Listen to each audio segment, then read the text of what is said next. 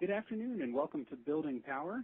As always, I'm your host, Brian Johns with Virginia Organizing, and you're listening to Building Power on WEHC 90.7, your college and community station. This is our show where we talk about issues that are going on in the local region, mainly in Southwest Virginia, but we talk about some beyond Southwest Virginia as well from time to time. And we're very lucky today to be joined by Micah-Sage Bolden. Thank you so much for being with us, Micah. Thank you, Brian. And I'll let folks know more about you in a second, and we'll jump into the interview in just a few minutes here. But wanted to first start off with our normal roundup of issues that Virginia Organizing has been working on over the course of the last couple of weeks since our last show.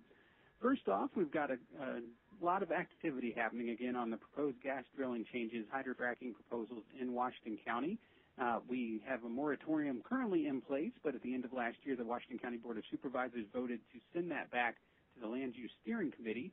That committee date has finally been set for a meeting. They did not meet in January, but they will meet February the 13th at 6 o'clock p.m. at the county office building. So if you're interested in hearing what the committee is talking about and having your voice heard, you can either go to that or also call the county at 525-1300 and let them know how you feel about the proposed change that would allow gas drilling and hydrofracking in Washington County.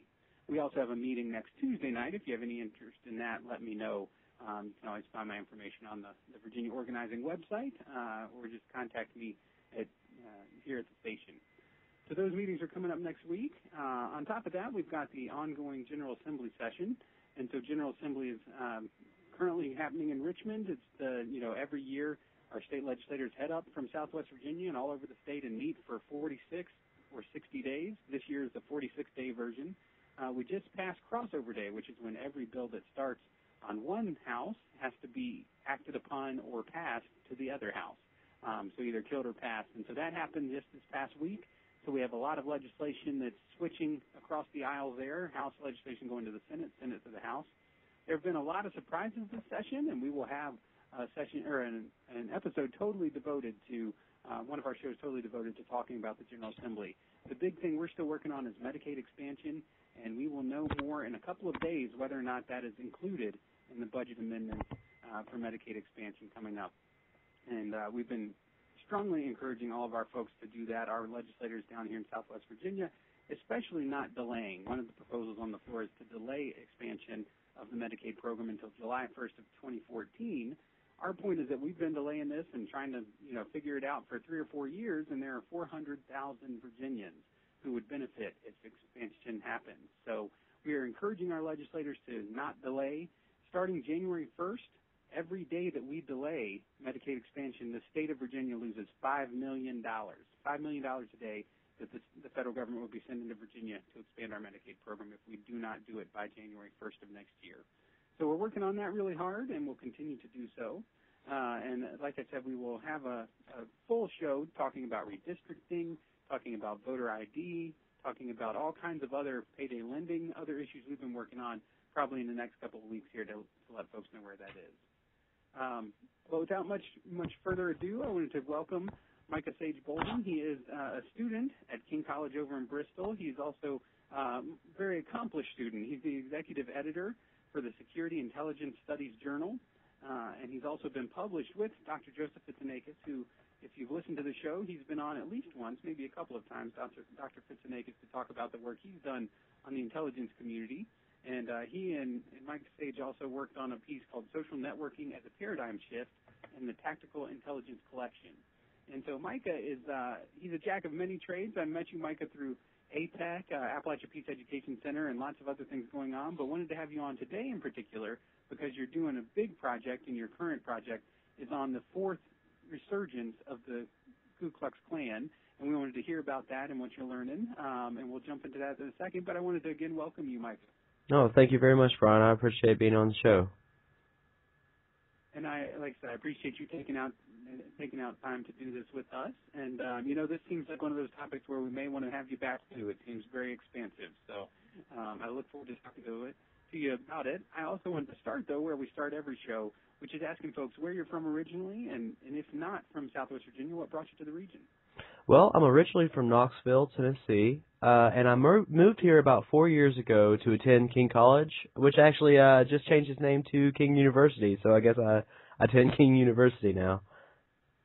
Excellent. As soon as I said King College, I thought, I'm pretty sure they just changed your name, so thank you for clarifying that. King University.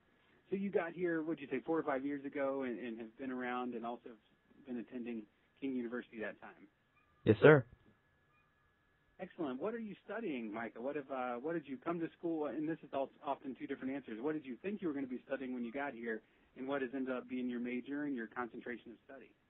Well, when I first came to King, I thought I was going to just study political science and history, and that's it. But I was introduced to philosophy while I was at King, and as well, I was introduced to security and intelligence studies. So now I actually have a double major in history and political science and a double minor in philosophy and security and intelligence studies. King's actually one of the only schools in our area that offers a security and intelligence studies program, so I'm very lucky to go to a school that offers it as a field of study. Oh, that's great. And what got you interested into this field? It's certainly not something you necessarily hear many high school folks thinking about as they go to college necessarily. Well, to be honest, I didn't have that as a possible field of study until I took a class with Dr. Joseph Vitsinakis, and once I took his class, I was hooked on the subject, so. Oh, that's great. That's great. So we talked a little bit in the lead-in about what you've been working on most recently, Micah, but I wanted to double-check and just see, before we jump fully into that, are there other things that you are working on or have worked on prior to? Your piece on social networking has, for the last couple of years, has most of your writing and research been all on intelligence and the intelligence community and different aspects of it?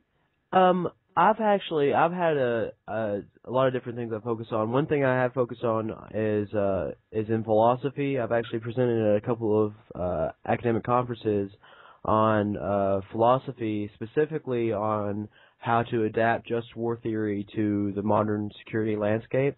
I've also been working on extremist groups, specifically white supremacist groups or white nationalist groups. But I've also focused on other extremist groups like the Earth Liberation Front and some other just different aspects of extremism and terrorism. Oh, this sounds really fascinating. So you started to touch on it, but can you tell us about your research most recently around extremist groups in this region? And also, I'd love to hear again what got you interested, what kind of piqued your interest in learning more about these groups that oftentimes are trying intentionally to not have much known about them. Mm-hmm. I was actually introduced to possibly working on this paper in 2011. I don't know if you know, but in 2011 there was actually a Klan rally on the steps of the Bristol, Virginia courthouse, and I was part of the counter-protest against the Klan.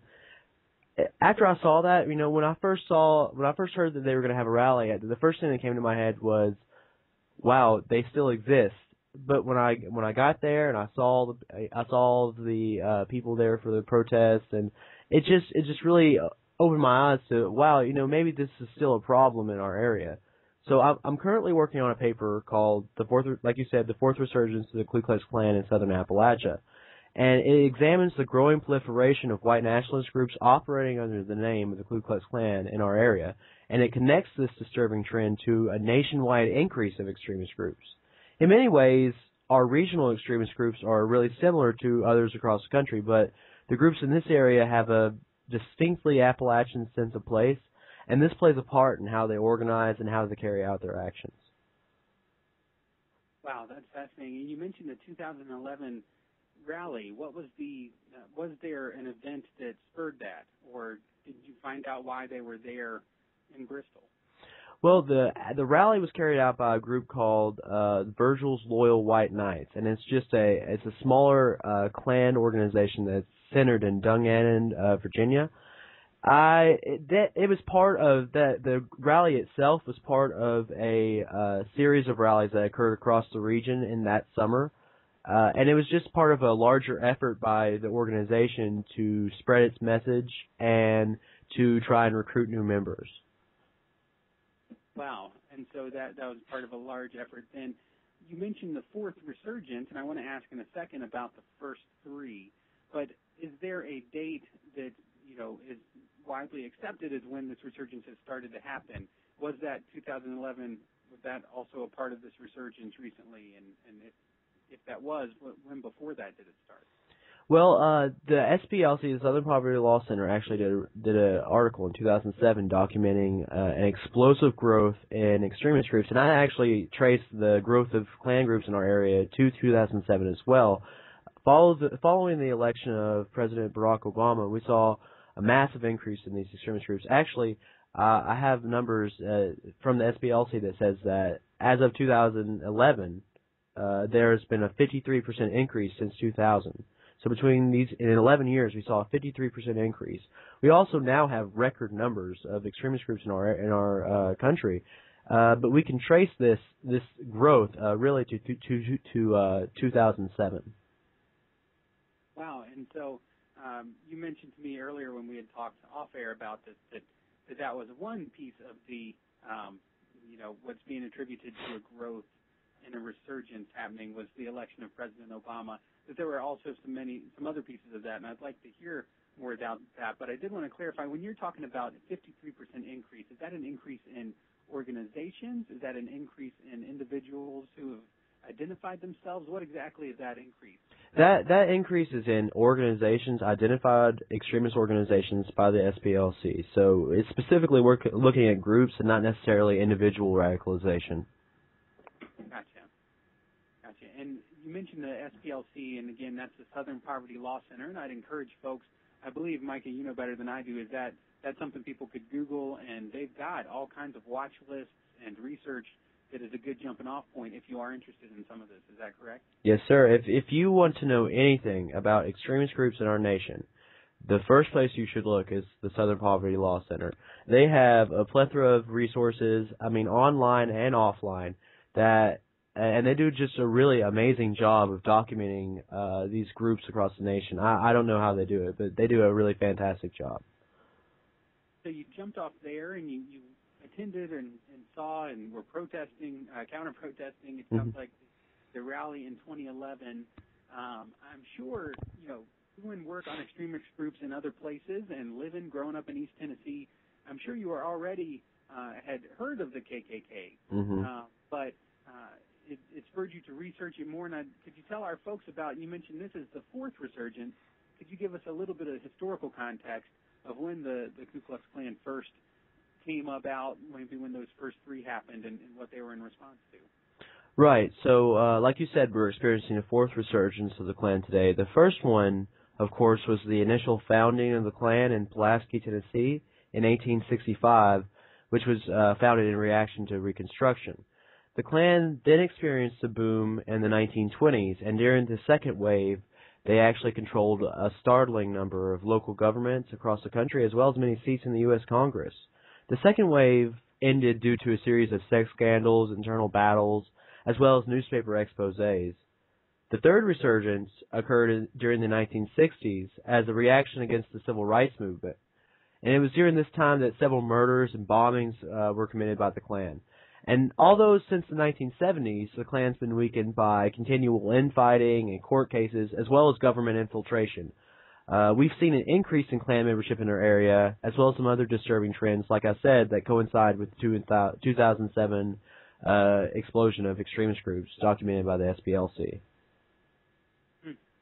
So, I think folks, when they do think of the Klan, maybe you think of them, in those first three waves, right? I think I can imagine, and I've seen documentaries, and I can, I studied African American studies when I was doing undergrad work, and did a lot of focus on the massive resistance that occurred in the South after the civil rights gains were made in the early to mid-'60s, late '50s.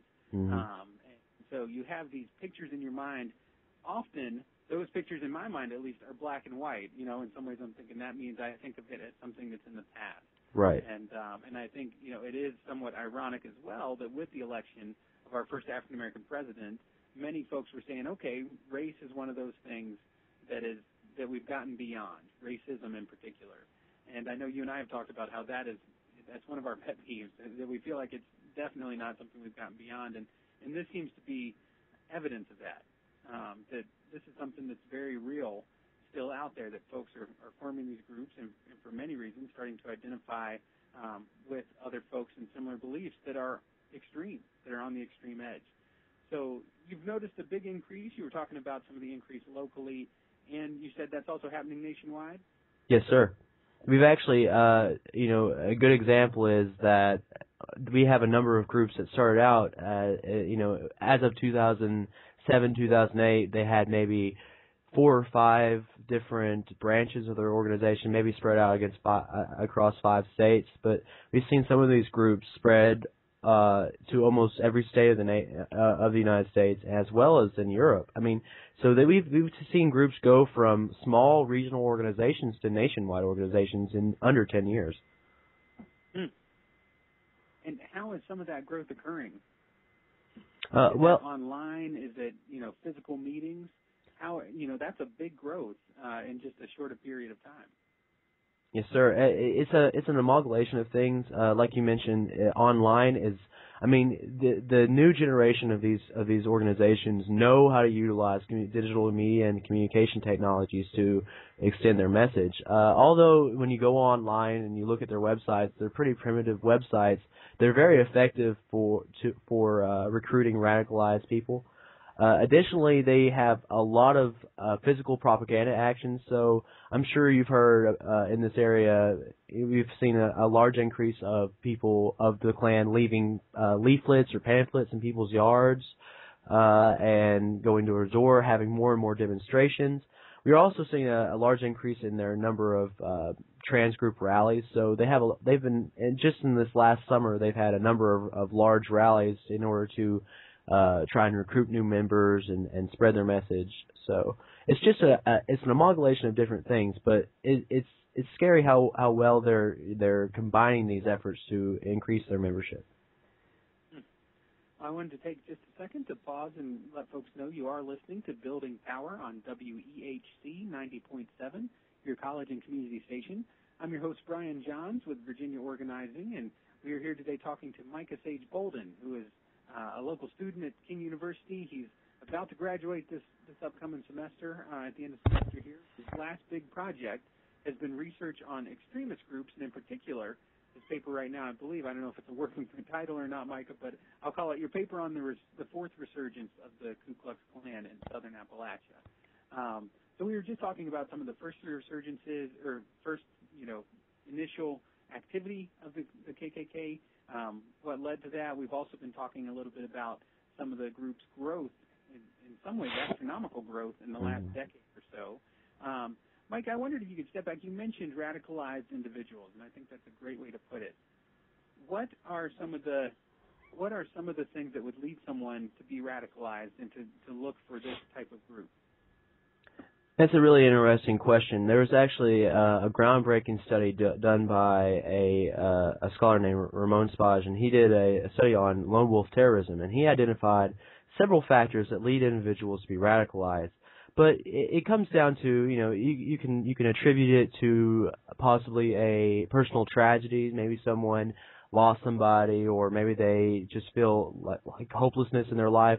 You can also attribute it to economic factors. The economic downturn has hit Appalachia especially hard, and when economic times are tough, it leads people sometimes to radicalization.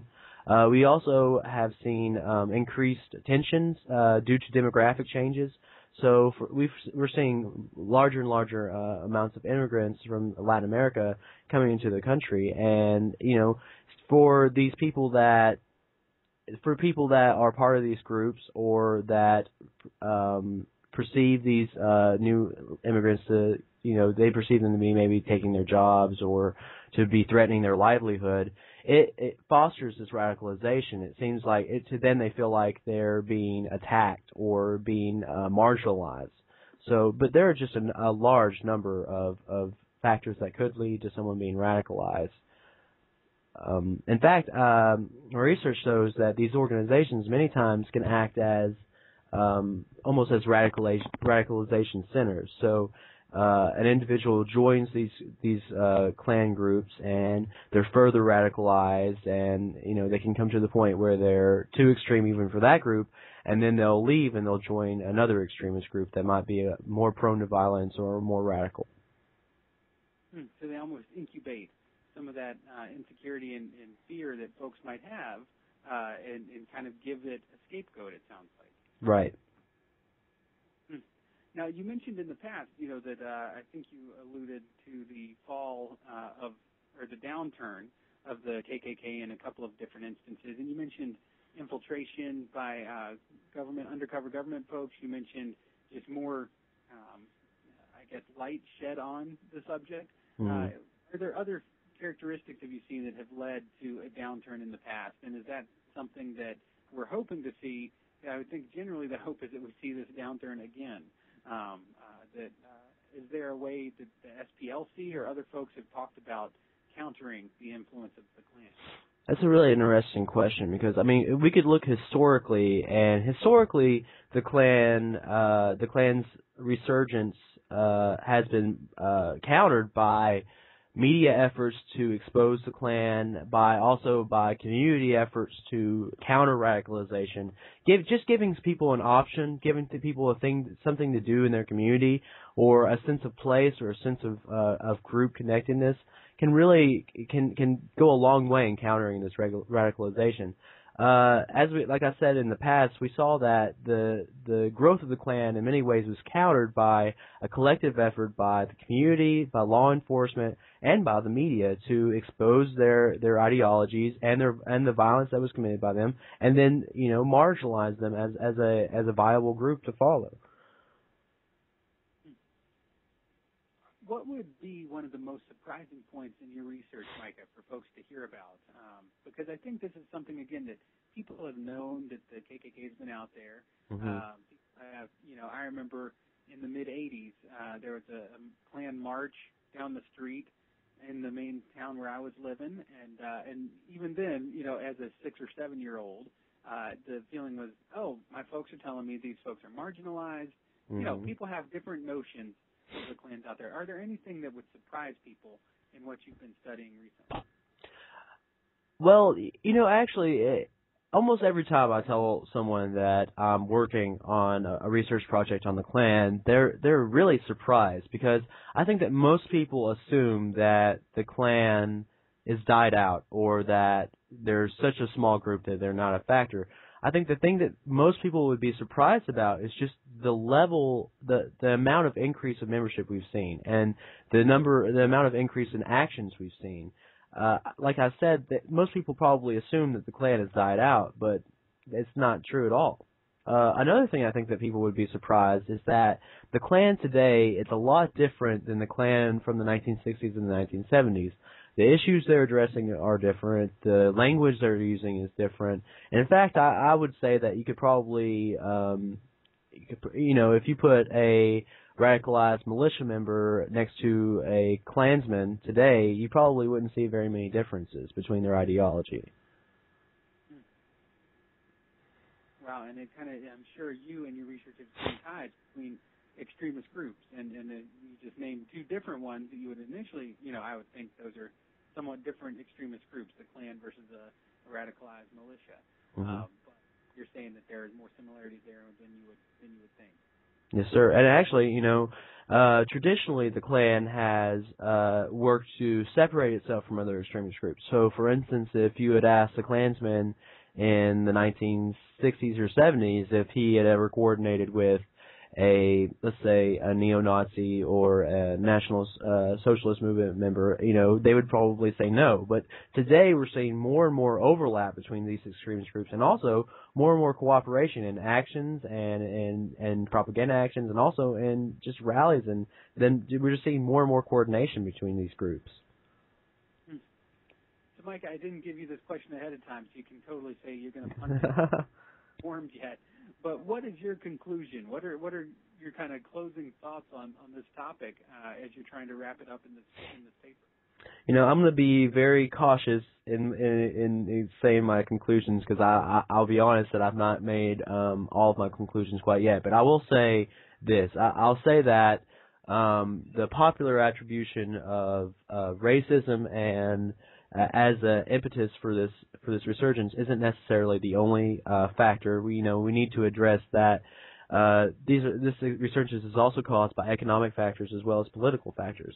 Another thing that I would say from my research is that we're seeing more and more, like I said, more and more overlap between the Klan groups and these other groups. And as these extremist groups interact more and more, I really think they're going to become more and more of a threat. Finally, in many ways, I found that the Klan groups in this area are really influenced by their Appalachian place and their Appalachian culture. And that plays an important part in why they join the groups and why they become radicalized and more violent. And I would say one final conclusion I would say is that really the thing I think that's going to help counter this growth is going to be a collective effort by the community, by the media, and by the law enforcement in our area. We need to address this problem together, and also address the institutional racism and the economic stagnation that is fostering this radicalization. Very well put, Micah, and I really appreciate your work on this.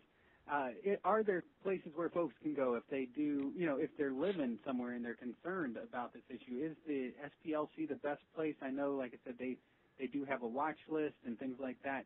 If someone is concerned, where would you, or just wants more information, where would you direct them? I would say if you want more information about extremist groups, the first place you should visit is the SPLC's website. Also, I would say if you're concerned about extremist activity in your area, I think you should definitely contact your local law enforcement, but also contact a local community group like the Appalachian Peace Education Center or Virginia Organizing for that matter. We have to address this together. And if and I'm talking to anyone, if you feel like you've been threatened by an extremist group or you feel like there's extremist activity in your area, be sure to contact the local authorities. I mean, that is an important part of the process. Absolutely, and I think you ended on a really good point, too, around, it's one that you made throughout our discussion today, that one of the best ways to counter this is having organizations out there that are working and deliberately working with folks who feel disempowered, who feel like they don't have a say, and trying to create opportunities for people to talk to each other and build relationships in a positive direction instead of in a negative one. And so I know you've done a lot of work with APAC. We won't have time because we're running out here to talk much more about that, but APAC and Virginia Organizing and other groups seem to really be the answer on the long run to some of these questions. Micah-Sage Bolden, thank you so much for joining us. Thank you for having me. I really appreciate it. And thank you all again for listening to Building Power today. We'll see you in a couple weeks.